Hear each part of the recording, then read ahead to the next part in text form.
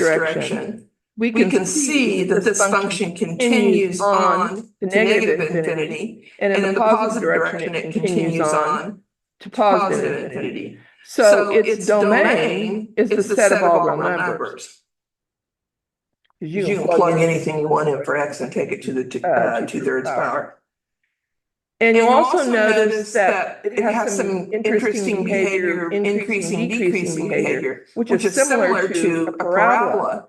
To the left of its vertex, which is, you can call it that, the vertex is simply a point where your graph changes direction.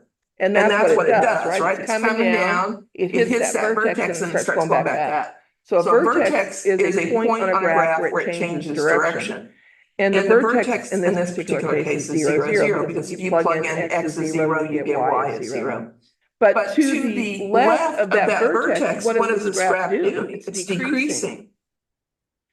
And it's decreasing because as x is getting bigger, y is getting smaller, y is going down as x goes to the right.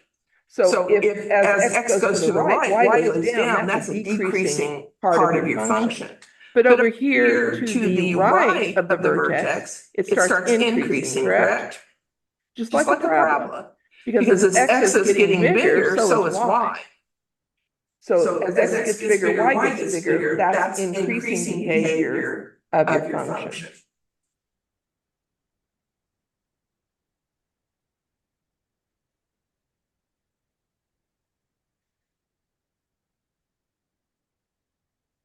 The graph of y equals x to the 3 halves shows nothing to the left of x equals 0. That's because, by definition, x to the 3 halves, by definition of exponents, by definition, that is the square root of x cubed. The denominator is your index of your radical. Goodness gracious.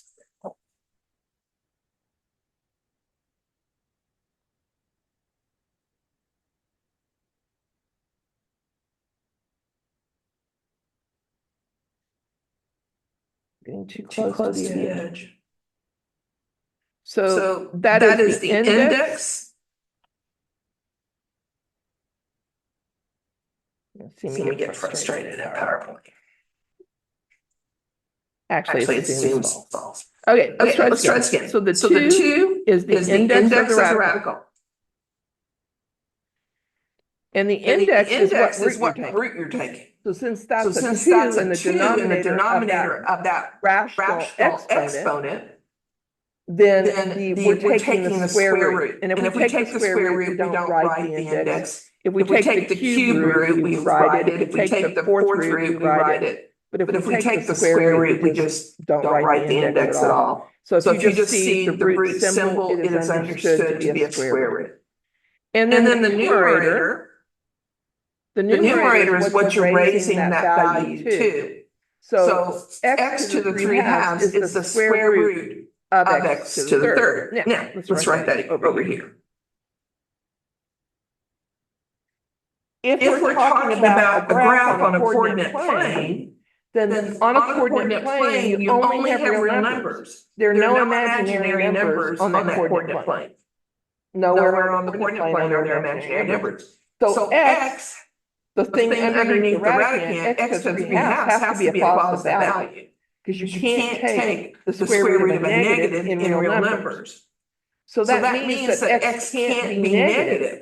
So x has to be greater than or equal to 0. That's the only way that graph is going to exist on the coordinate plane.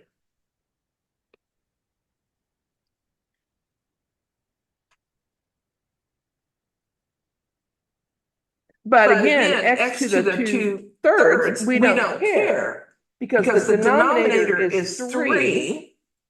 So we're taking the cube root of x squared, and I can take the cube root of anything.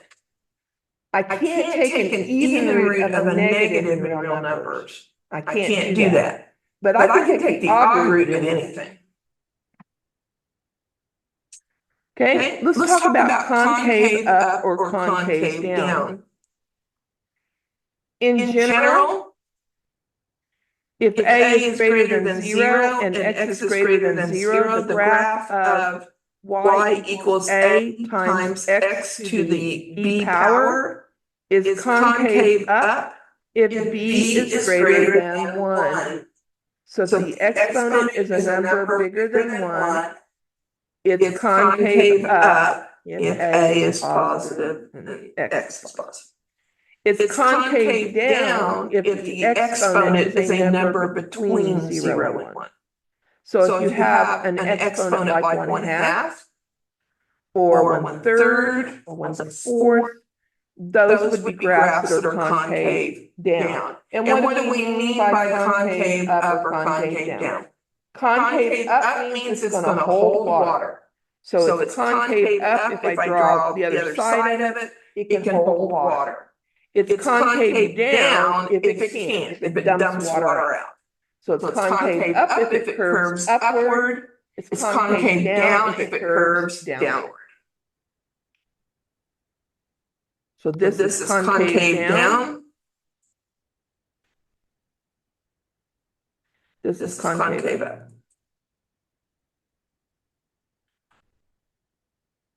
Both of those functions are increasing because as x gets bigger, so does y. But if your function is concave down, it increases more slowly. So as x is getting bigger, so is y, but it's getting bigger at a smaller rate than something that's concave up. I mean, it's still getting bigger as x gets bigger, so does y. But it does it at a quicker rate if it's concave up. Does it at a slower rate if it's concave down. All right, so let's do an example. If an object is dropped from a 144-foot tall building, the distance in feet it travels after t seconds is given by the function f of t equals 16 t squared, and we're neglecting air resistance. What is the lower limit to the domain of this function in the context of the application? So what's the smallest value for t? Then graph this function from t equals 0 to t equals 6. Is the graph of this function concave up or concave down? How do you know? How long does it take the object to hit the ground?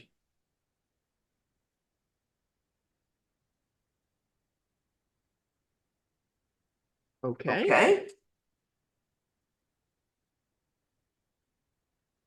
Oops. So what's the lower limit to the domain of this function?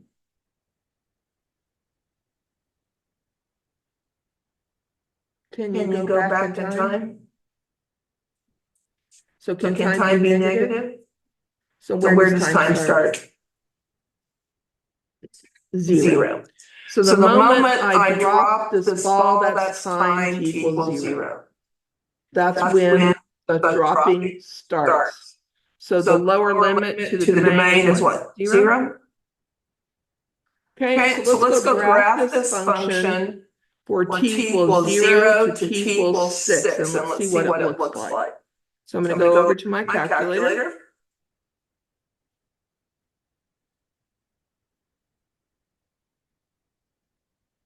And I'm going to clear anything I have in there.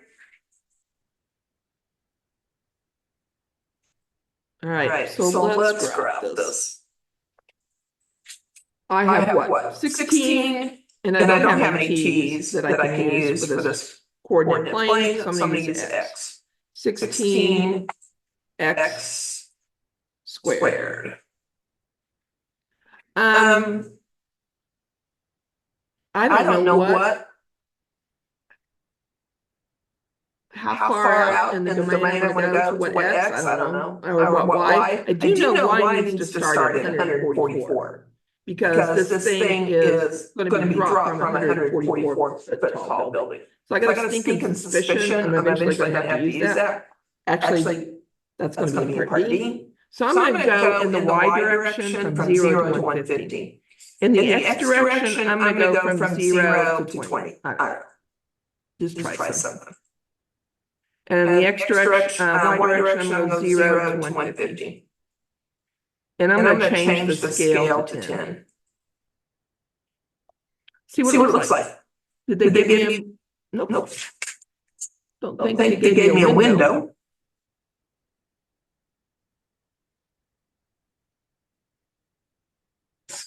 My X scale's way too big. So to get a better idea of what this looks like, let's change that, or my X window's way too big. Let's change that to, I don't know, let's change it to 5 and see what it looks like. Better. Okay. It actually did tell me the graph is a 6, didn't it? It would help if I read the problem. 0 to 6, it tells me it's in the problem. All right, 0 to 6, there you go. I feel so smart this morning. All right, so we graphed that function 16x squared from 0 to 6 in the x direction. So let's go back to the PowerPoint. What's the next question?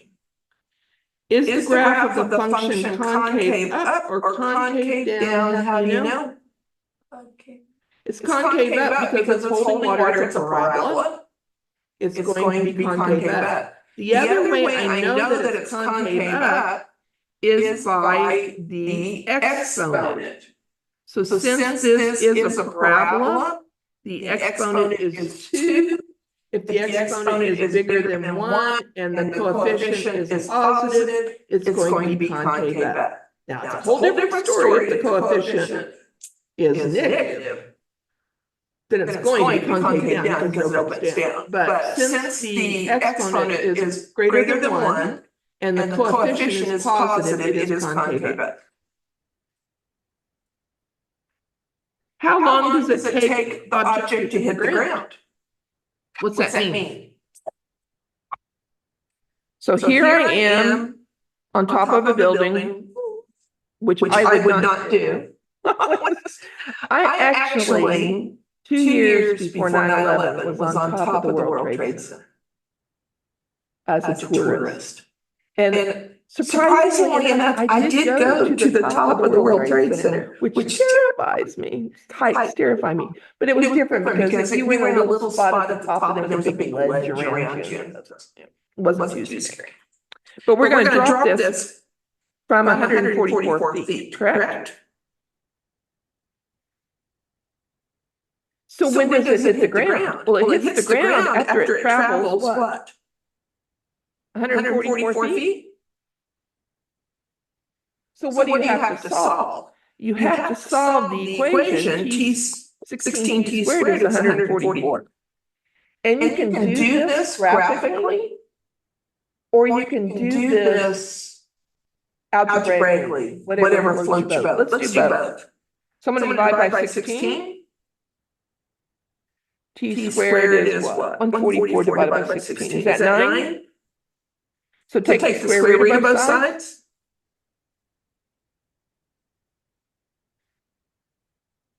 Plus or minus square root of 9 is 3. Now the negative doesn't make any sense.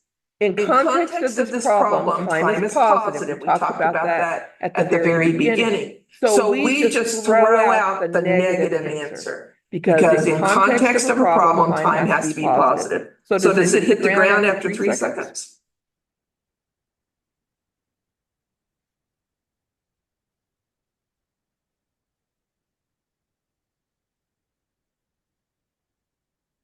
Okay, now to solve this graphically, what you're going to do is you're going to put the 144 in Y2.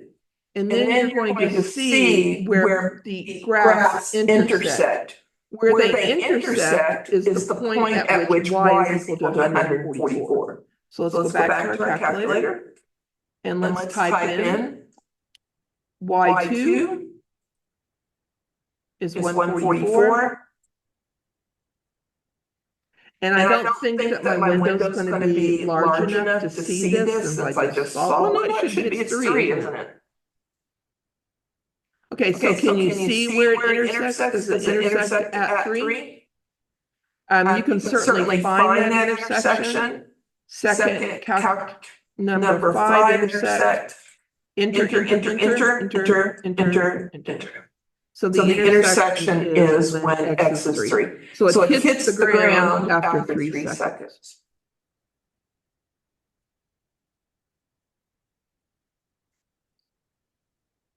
So this is an example of a power function, but this particular power function is also quadratic. And it's quadratic because the exponent is 2. All right, let's go back to our PowerPoint slides. And let's look at another example. So this is an example of a power function, but the exponent is a fraction smaller than 1. The exponent is 0.646.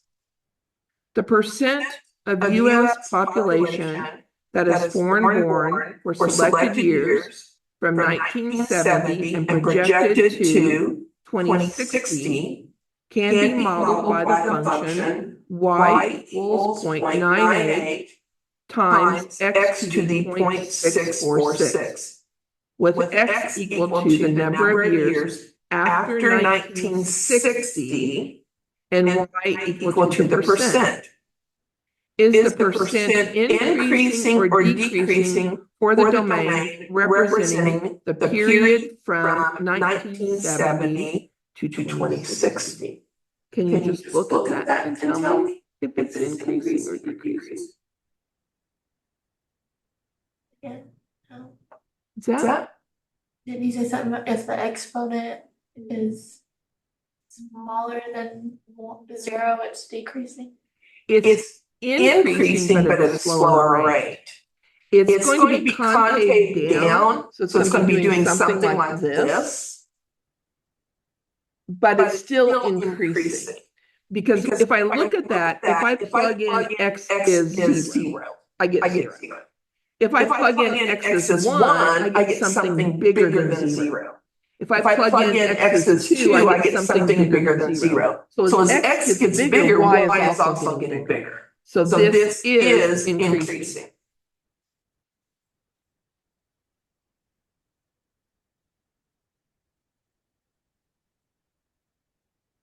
Now, since b is 0.646, this is concave down.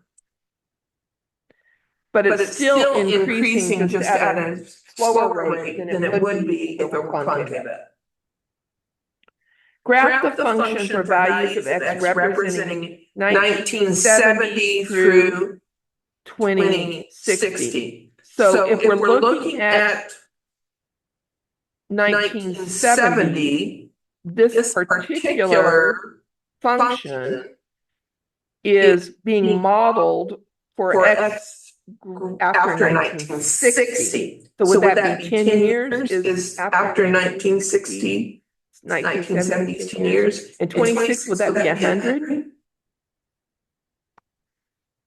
So we're going to graph it in the x direction from 0 to 100. What about the y direction? And I don't know. I mean, I could plug in 100 for x and see what I get. And see how far in the y direction I need to go. This is U.S. population. I don't think my y needs to be very big. We'll see. Let's go graph it.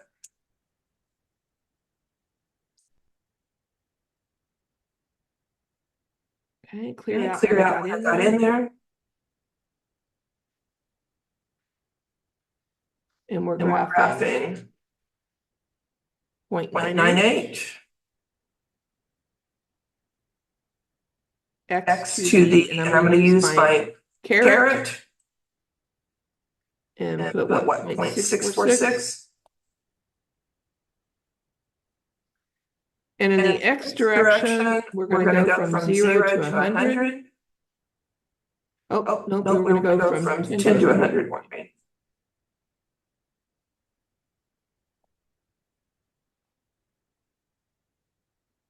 And I'm going to use the scale of 10. And then I have no idea in the y direction. I just think I'll leave it what it is, 150 and 10, see what it looks like. Okay, my Y scale is way too big, and my Y window is way too big. So I'm gonna change that Y window. I mean, that's why I graph it to see what it looks like. And maybe change this to, let me go back to the graph. Maybe 20, 30?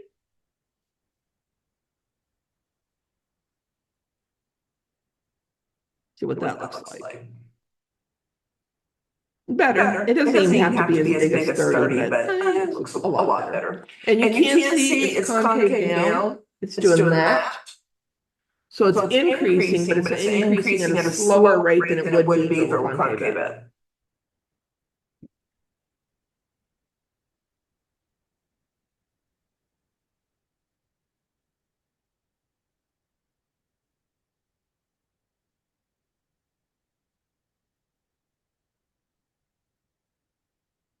So we already discussed this is the graph of this function concave up or concave down. It is concave down because the exponent is between 0 and 1, and the coefficient in front of the x is a positive number. What does the model project the percent of US population that is foreign and born to be in 2028? So 2028. This model is after 1960, so 2028 minus 1960, is that 68 years? I believe. So we're interested in what is Y, what does Y equal when X is 68? So what's the easiest way to do that? The easiest way to do that is from the graph. Now you could certainly, we're going to do it both ways. You could certainly plug in 68 for x, 0.980 times 68 to the 0.646, or you can use the graph. You can do either one. We're going to do it both ways.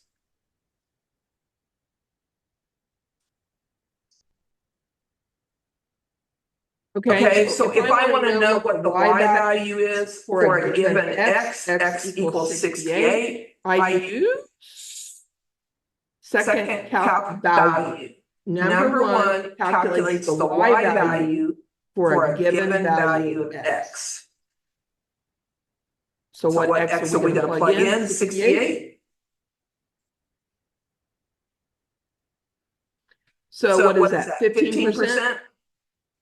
If Y represents the percentage of foreign population since 1960, then if Y is 14.96, that's 15%. So in the year 2028, this model predicts that the percentage of foreign is 15%. Now let's go use the calculator.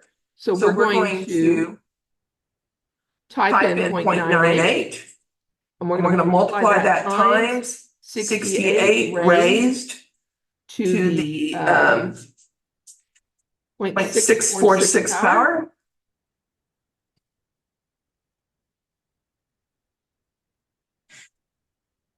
Same answer. Exactly same answer. So how do we find a Y if we're given a function in x? We plug in the x and we solve for Y.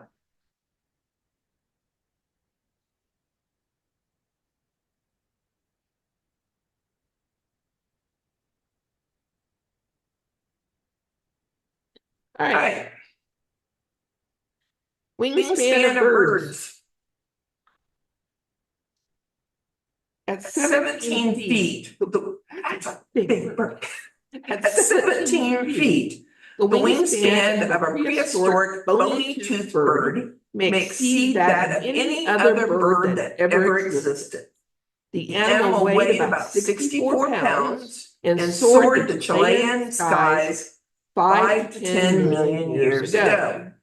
The wingspan of a bird can be estimated using the model L equals 2.43 W to the 0.3326, where L is the wingspan and W is the weight in pounds. Graph this function in the context of the application So I'm not gonna have a weight that's negative. That doesn't make any sense. So we're gonna start in the X direction at 0 and go to whatever. Now this particular bird, this prehistoric bird, the weight was 64, so maybe we go to 70.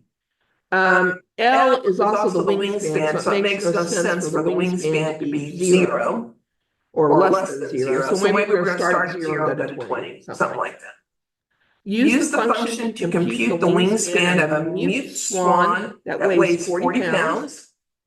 So when X or W in this case is 40, plug that in and find the length. Use the function to approximate the weight of an albatross. So now we know the weight, but we want to find L. No, we know L, that's 11 feet 4 inches, and we want to find the weight of that bird. So we want to find W given L. That I'm probably going to do graphically. Is the graph of this function concave up or concave down? Can you tell me that right now? Is that concave up or concave down? Concave down. Concave down. And how do you know that? The exponent. The exponent is 0.3326, which is a number smaller than 1, but greater than 0. And the coefficient is positive. So it's going to do that. It's going to concave up. Okay, so let's graph this. So what did I say? 0 to 100, 0 to 70 in the X? I don't know. And then I said 0 to 20, I think, in the Y. So let's go to our calculators.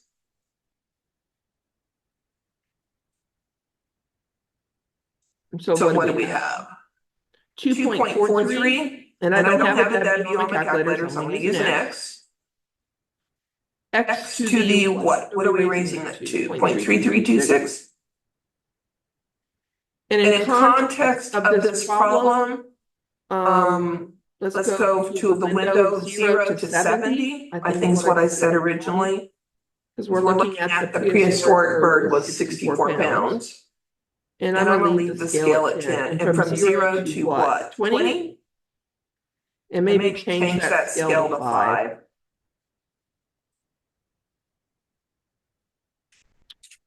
Yeah, that's pretty good. That's fairly reasonable. Now I could decrease the Y a little bit, but I don't. I'm fine with that. Okay. Use the function. Use the function to compute the wingspan of a mute swan that weighs 40 pounds. So I can either do second trace to get to the calculate menu and calculate a value. Number one is value. For X is what? 40? Or I can plug it in. 2.43 times 40 to the 0.3326. Same answer. Going to give me exactly the same answer. And they're probably about equal in the number of steps you have to do. So whatever you want to do is fine with me. Okay, so let's first do it graphically. So we're going to go second trace to our calculate menu. We're going to calculate a value. We're going to calculate the Y value when X is 40. So 8.288 rounded to 3 decimal places. So the wingspan of a mute swan is 8.288 feet. Okay, let's do that using the formula. So the formula is 2.43 times 40 to the, use our caret to raise that to a power, 0.3326. Same answer, 8.288 feet. The wingspan of that bird.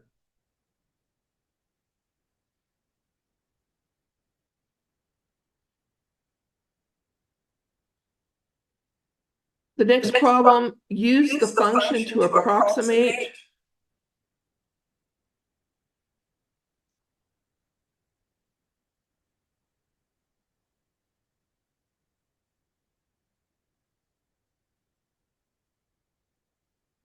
It's yelling at me. Try this again. All right. Use the function to approximate the weight of an albatross whose wingspan is 11 feet 4 inches. I don't know how to do this currently because I don't know how to solve an equation that's a power function where the exponent is something other than 1 or 2. I don't know how to do that. So I'm going to solve this graphically. So I'm going to put in my y2 11 feet 4 inches. But let's look at our formula again. Our formula is L is equal to 2.43 W to the 0.3326. And I want to know W when L is 11 feet 4 inches. But L is in feet. So I need to change 11 feet 4 inches to feet. I need to get rid of the inches. So 4 inches. 4 inches. There are 12 inches in a foot. And I use the old dimensional analysis I learned as a freshman in chemistry a million years ago. So if I have 12 inches in a foot, then I get 4/12 of a foot. So y is 11 and 4/12 feet. 4/12 is 1/3. So it's 11 and a third feet, which I can certainly put in my calculator that way. I can put 11 and 1/3 in the y equals, and I'll show you how to do that. Or you can convert this, that 34/3 feet. And how do you convert from a mixed numeral to an improper fraction? Do you multiply the denominator times the whole part, and then add that to the numerator over the denominator? Okay, we're going to do it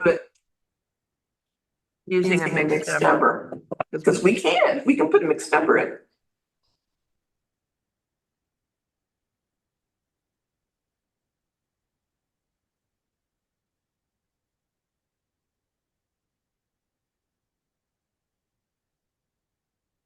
All right. So we already have the wingspan formula in our y equals. So I'm going to go down here. And I'm going to put the 11 and a third feet. 11 and 1/3 feet. So the way I can do that as a mixed number is go to my fraction. So go alpha, y equals, and number 2 is a mixed number where you've got the whole part and a fraction part. So number 2, and what do we have? 11 and 1/3.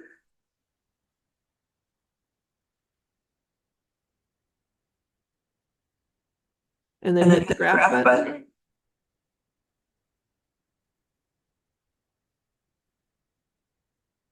Now it's intersecting beyond my window, so I need to adjust my window in the x direction to see if I can find that intersection. So I'm going to change my window in the x to maybe 100 and see if I can see that intersection.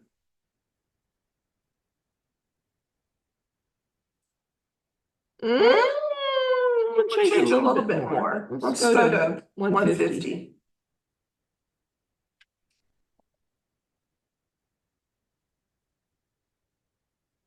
So where these two graphs intersect, the x value is the weight of a bird whose wingspan is 11 and a third feet. So where this intersection is, that's going to give me the weight. So the first coordinate, the x coordinate, is going to give me the weight. So let's find the intersection. Do you remember how to do that? How to find the intersection of two graphs?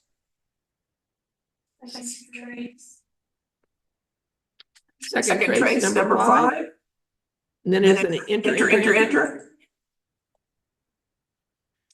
So 100 2.5 pounds, depending on what your calculator is asking you to round off to. Typically, they're asking you to round off to 3 decimal places. So would that be 102.489 to 3 decimal places?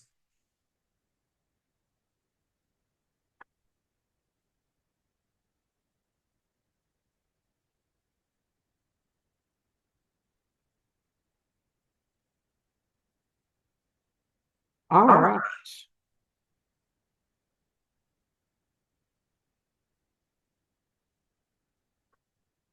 What if the exponent's negative?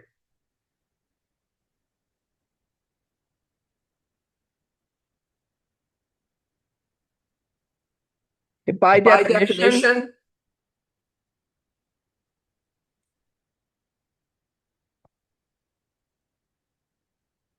if the exponent is negative, that means reciprocal. So a negative exponent means reciprocal. It has nothing to do with the sign of your value.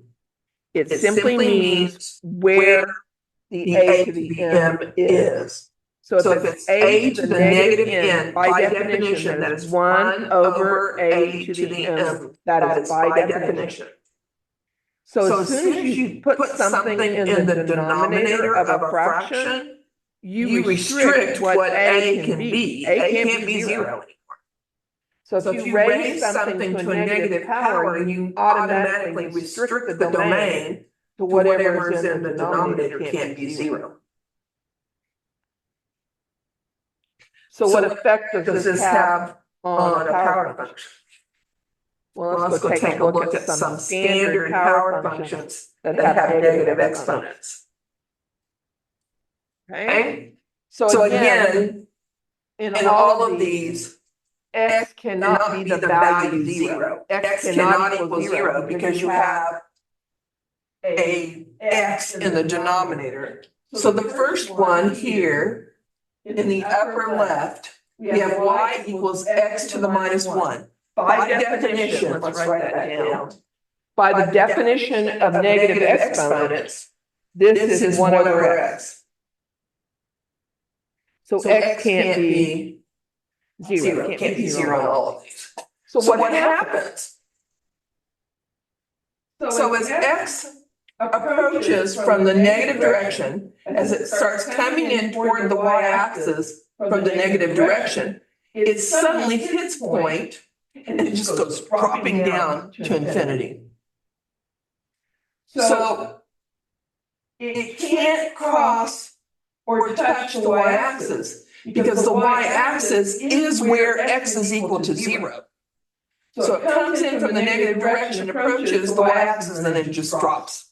So the y-axis is like a wall, and your graph is like a fly. It comes up to it, it can't go through the wall, so it skims down it. Okay? As it approaches from the positive direction, as it's approaching from the positive direction, as x gets smaller and smaller and smaller, it starts increasing without bound. Again, it can't cross the y-axis, x can't be 0. Okay? So what happens here, as x gets smaller and smaller and smaller, as the denominator of a fraction gets smaller and smaller and smaller, the y value gets bigger and bigger and bigger. As x gets bigger and bigger and bigger, the y value gets smaller and smaller and smaller. Okay, so we have this kind of behavior. And the y-axis, does anybody remember what that's called? When it can't cross it or touch it? No, it's called an asymptote. So the y-axis is an asymptote because x can never be 0. It can't cross the y-axis, it can't touch it. Now, in this case, where we have x to the minus 2, by definition, that's 1 over x squared.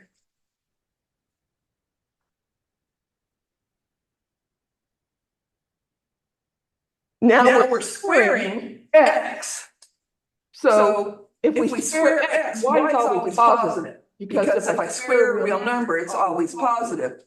So since y is positive, we don't have any of the graph below the x-axis.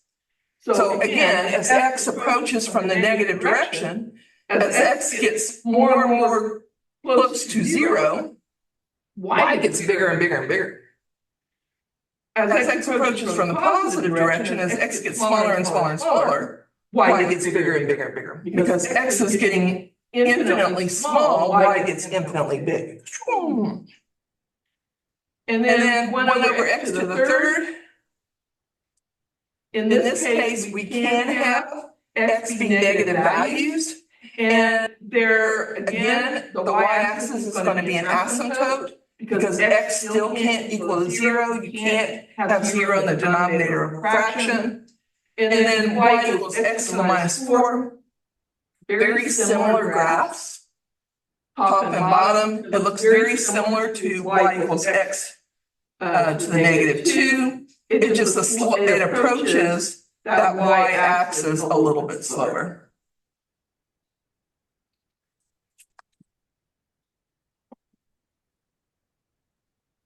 All right. For the function, f of x equals 1 over x to the 7th. Complete following. Is this a power function? X is being raised to power.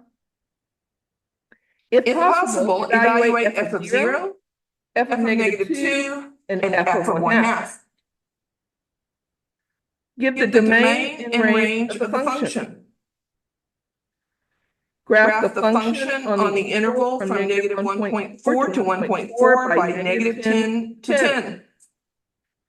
Does f of x ever reach 0? No. X cannot equal 0 because it is a reciprocal function or a function whose exponent is negative. How does this affect the graph? Okay. So is this a power function? Yes, it is. X is being raised to power.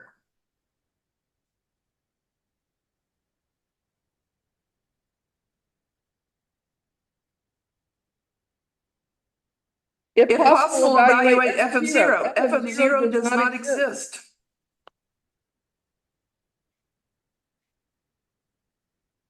What happens if you try to do that on your calculator? Does it give you an error? Then it has like a flip to go to, something like that. Can you evaluate f of negative 2? Sure.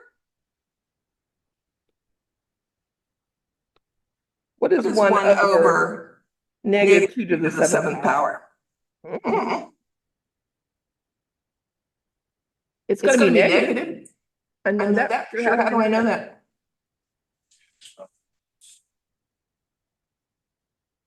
Since the exponent is odd, that means multiplying 2 times negative 2 times itself 7 times.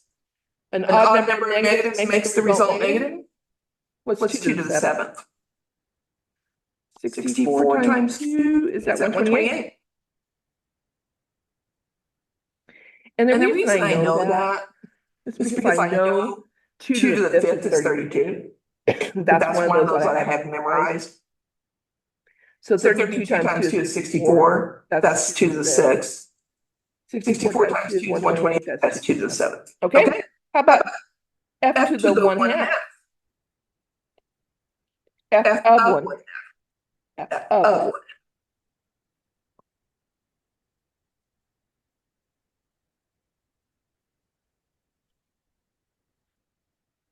Now I always encourage people to write these as divisions. If you can't see what's going on here, that thing right there, that thing right there, that's a division bar. This is by definition 1 divided by 1 over 2 to the 7th. That is what it is. Now, that is 1 divided by 1 over 128, which I just figured out that 7 is 1 over 128. I mean, 2 to the 7th is 128. So that is 1 times 128 over 1, because a division is multiplication times the reciprocal. That is what it is. Now, can I evaluate this on my calculator? And the answer is, of course you can. I just sometimes I'm impressed that I can still do stuff in my head. So that's 128. So I'm gonna go over to my calculator. So if I have a crutch with that calculator, I can do it in the calculator. So I have 1 divided by, I'm gonna put that in parentheses, 1 divided by 7 to the 1 divided by 2 to the 7th.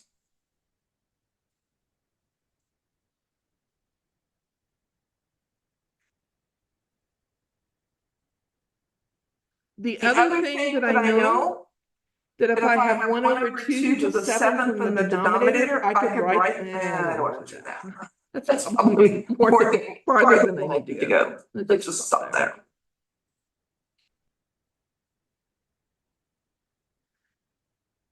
Give the domain range of the function. Well, the domain and range is everything but 0. X cannot be 0. So the domain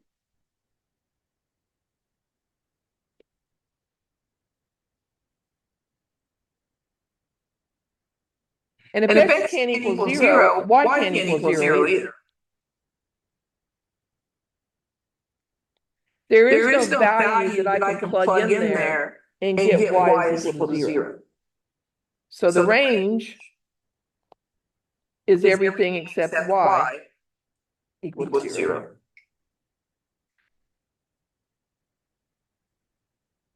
So anything else is fine. But you can't put in X is equal to 0, that'll give you an error. And there is no value of X that you can plug in and get Y is equal to 0. Okay, so let's graph this. They say to graph this over an interval from -1 to 1.1. And from -10 to 10 in the Y. Okay, so we're graphing what?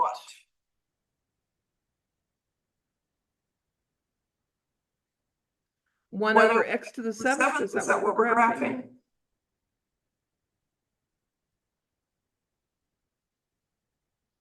And they told me the window to use, so I'm gonna go to my window.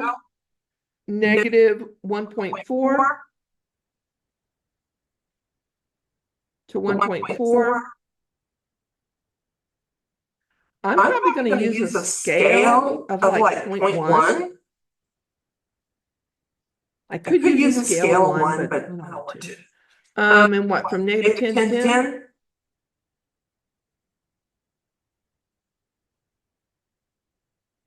With a scale of 1.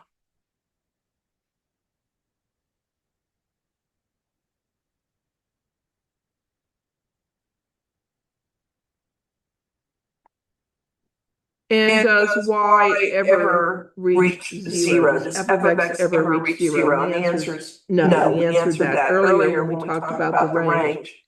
So I talked about the y-axis being a vertical asymptote. So the graph approaches the y-axis but never gets there because X can't be 0. The same is true for the x-axis. The x-axis is a horizontal asymptote.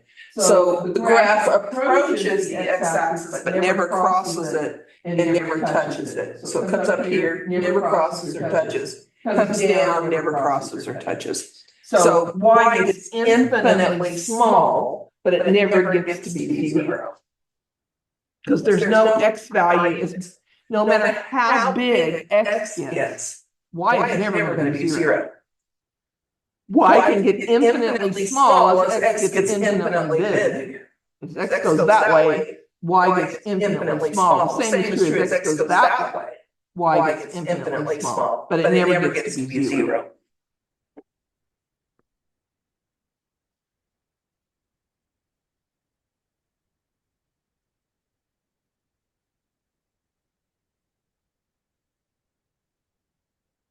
All right, root functions. A root function is a function of the form y equals a times x to the 1 over n. And by definition, x to the 1 over n is the nth root of x. So if we have the square root function, the square root of x, what we note about that function on the left is that x cannot be negative. On the coordinate plane, all the numbers are real. So I can't have x equal to a negative number, or y would be imaginary. Imaginary numbers are not on the coordinate plane. So x has to be greater than or equal to 0 for the square root function. For the cube root function, x can be anything. So the domain is the set of all real numbers, as is the range. Because I can take the cube root of anything, whether it be positive or negative. I cannot take the square root of a negative in real numbers. That is not a real number. But the cube root of a negative is a negative. So the cube root of -8 is -2, because -2 times -2 times -2 is -8.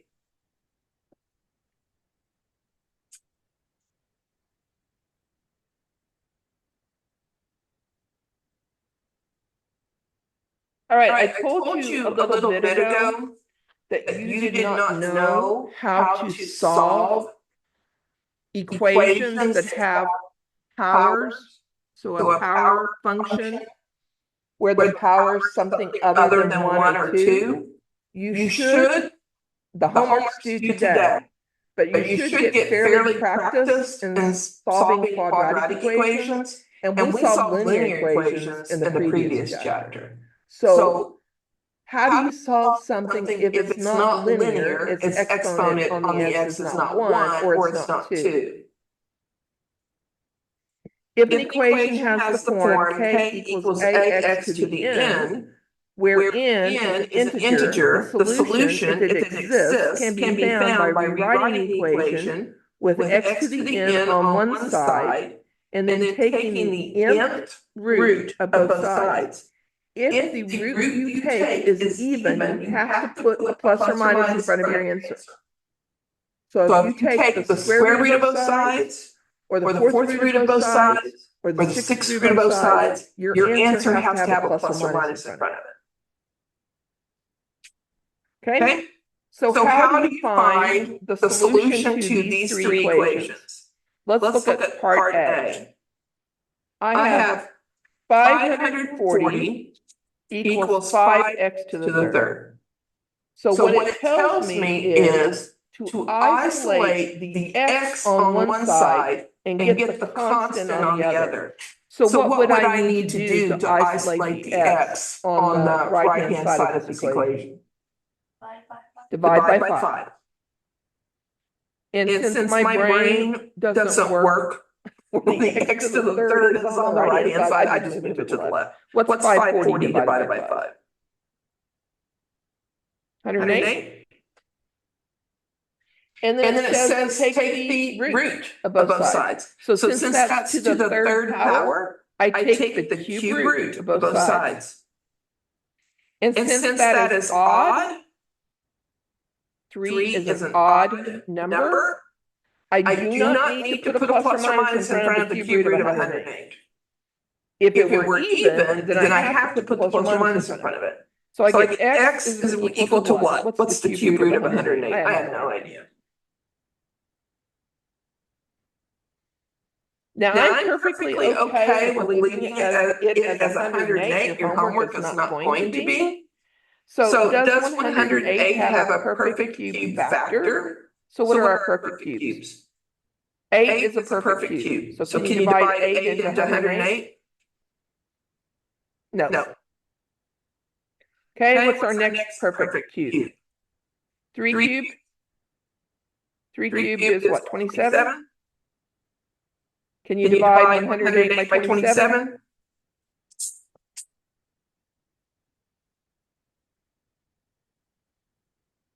Four? Will 27 go into 108 4 times? So I can rewrite this. This is the cube root of 27 times 4. If I can write it as the cube root of a product of two things, I can write that as the product of the two cube roots. So that is the cube root of 27 times the cube root of 4. But the cube root of 27 is 3. So is this equal to 3 cube root 4?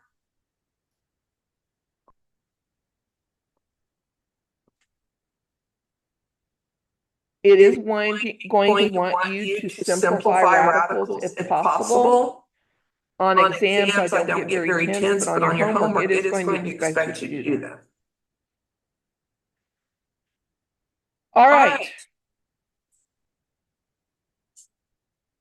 How about the next one? 4x to the minus 5 is equal to 512.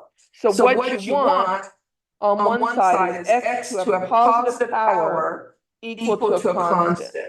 So we got a couple of things we need to manipulate here.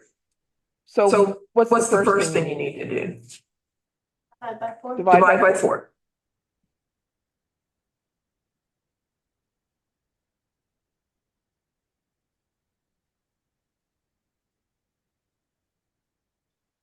By definition, x the negative 5 is the reciprocal of x to the fifth. A negative exponent defines that to be a reciprocal. So x to the minus 5 is the reciprocal of x to the fifth. So it's 1 over x to the fifth. Now I can do a little more manipulation. I do know that x can't be 0. So I can actually multiply both sides by x to the fifth and divide by 128. Well, we might do that in the next step. Well, let's go ahead and do it. Divide by 128. So what happens? Over on the left, the x to the fifth cancels. I'm left with 1 over 128.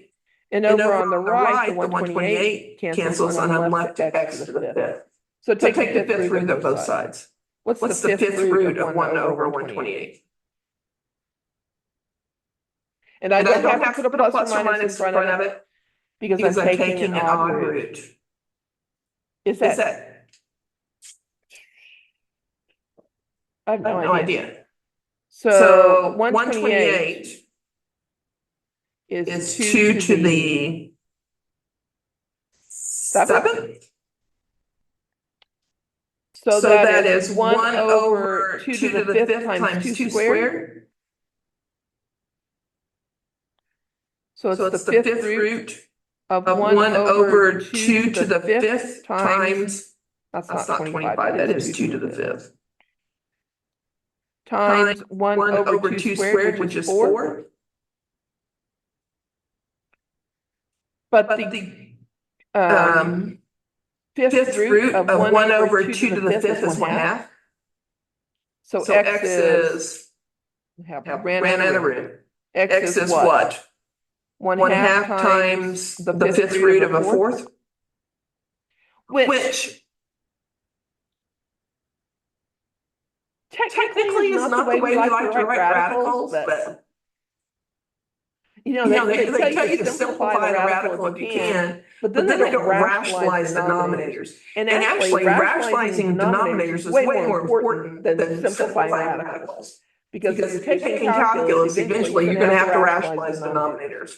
By the way, anyone want to take calculus? Business calculus is being offered in the spring. I'm teaching it. All right, last problem. 4 times 2x minus 3 to the 4th is 2,500. I am going to divide both sides by 4. 2x minus 3 to the 4th power is 625. And then I'm going to take the 4th root of both sides. So I'm going to take the 4th root of x to the 4th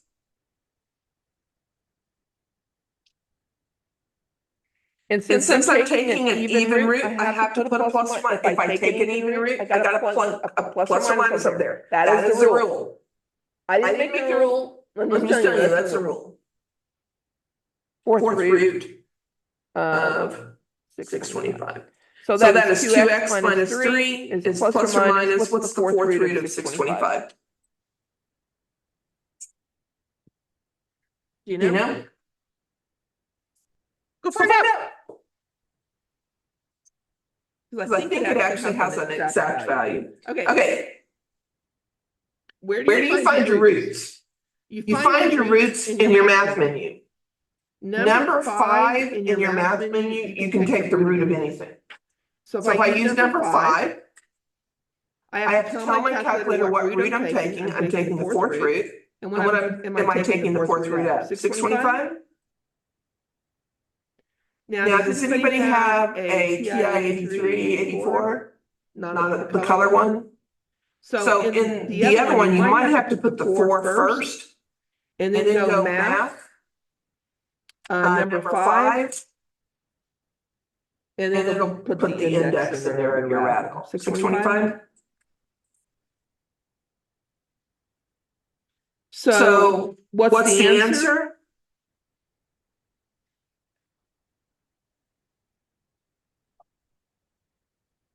X minus 3 is plus or minus 5. So 2x minus 3. Why I decided to do all this on one slide, I don't know. 2x minus 3 is either negative 5, or 2x minus 3 is positive 5. Add 3. Divide by 2. So x is either negative 1 or what? Add 3. Divide by 2. Or 4.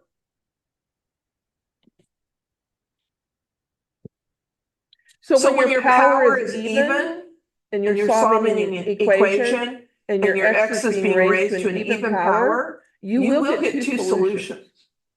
Because there are two numbers you can plug in there and raise to the fourth power and get 625. One of them is negative and the other is positive.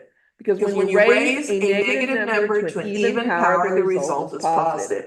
When you raise a positive number to an even power, the result is positive. So if I plug in negative 1, I get negative 5 to the fourth power. But negative 5 to the fourth power is the same as 5 to the fourth power.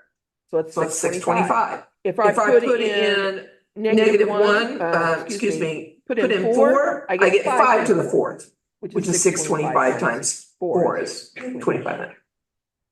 So one of them will give you a negative inside the parentheses, the other will give you a positive.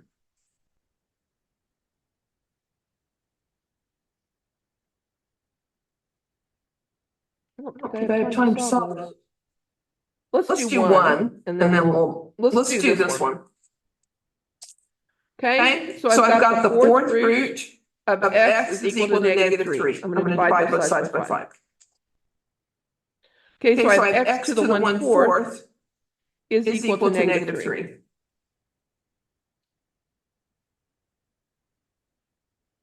How in the world would I figure out what x is?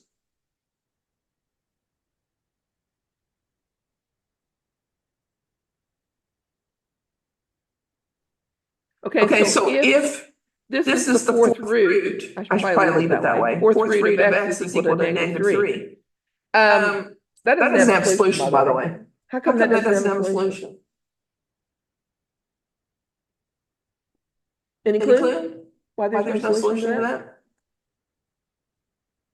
Can you take the fourth root of any real number and get a negative? You cannot. You cannot take an even root of a real number and get a negative. Can't do that. So there's no solution. So I probably should have done the first one. So the cube root of x is equal to 4. Divide both sides by 3. Can I raise both things to the third power? Sure. So what happens when I raise a root to that power? Do I just get x?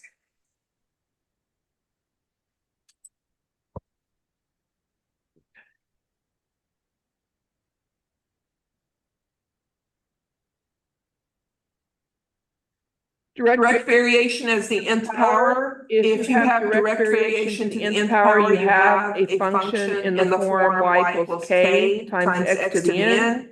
And k is again the constant of variation. We did this in chapter, whatever chapter we was. Chapter 1, chapter 2, can't remember what we did variation. The production of an item, the number of units of one raw material required varies as the cube of the number of units of the second raw material.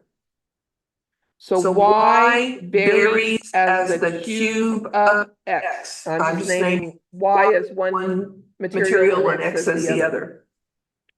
Suppose 500 units of the first and 5 units of the second, 5 equals k times 500 cubed.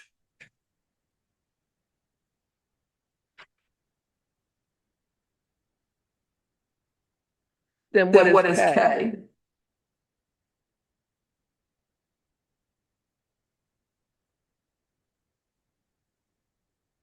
I got it backwards.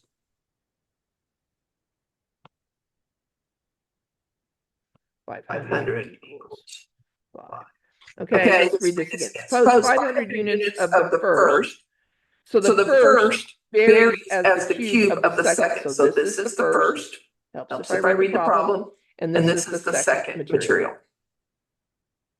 So the second is 500 when the first is 5. So we get 500 equals k times 125. 5 cubes 125. Divide by 125. And we get k is 4. So our equation is going to be y equals 4x to the third. And then what's it ask you? How many units of the first raw material are required if the number of the units produced requires 10 units? So if we have 10 units of x, does anybody know how to cube something? Does anybody know how to raise 10 to a power? What do you do? Do you just put that number of zeros? If 10 squared is 100, 2 zeros, 10 cubed is 1,000, 3 zeros, 10 to the fourth is 4 zeros, 10,000. So is this 1,000? Times 4? Is that 4,000? Question? Then go do homework. Come back Wednesday. Ready to ask questions.